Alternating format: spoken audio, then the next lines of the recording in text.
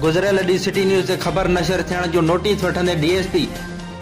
मलक मुबारक एहसास कफ़ालत सेंटर ते पहुची वियो। सुल्तान कोट ऐं जागण जे एहसास कफ़ालत सेंटर ते एहसास कफ़ालत जे अमले ऐं संदन मुक़रर कयल एजेंटनि पारां पुलिस जी सरपरस्ती में मुस्तहक़ औरतुनि खां इमदादी रक़म मां रोज़ानो 500 खां 1000 रुपयनि जी नाजायज़ कटौती जो सिलसिलो जारी आहे। इन सिलसिले में पैसनि जी कटौती वारियुनि शिकायतुनि ते डीएसपी सुल्तान कोट मुबारक अली मलक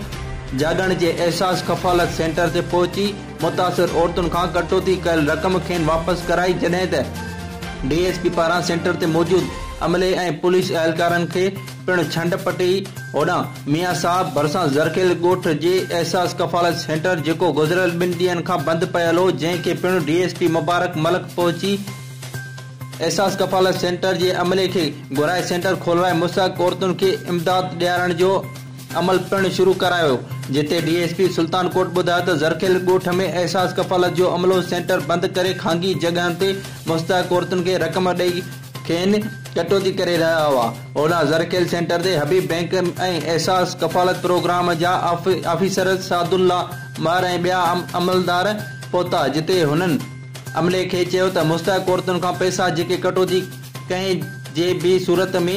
बर्दाश्त न कई वेंदी ऐं इमदादी रक़म बैंक मां वठण वक़्तु मक़ामी पुलिस खे साण वठी पोइ रक़म कढाइजे, जॾहिं त डीएसपी मुबारक मलक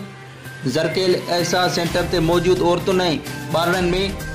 समोसा ऐं छोला चांवर पिणु विराया। रिपोर्ट इलाही चांडियो सिटी न्यूज़।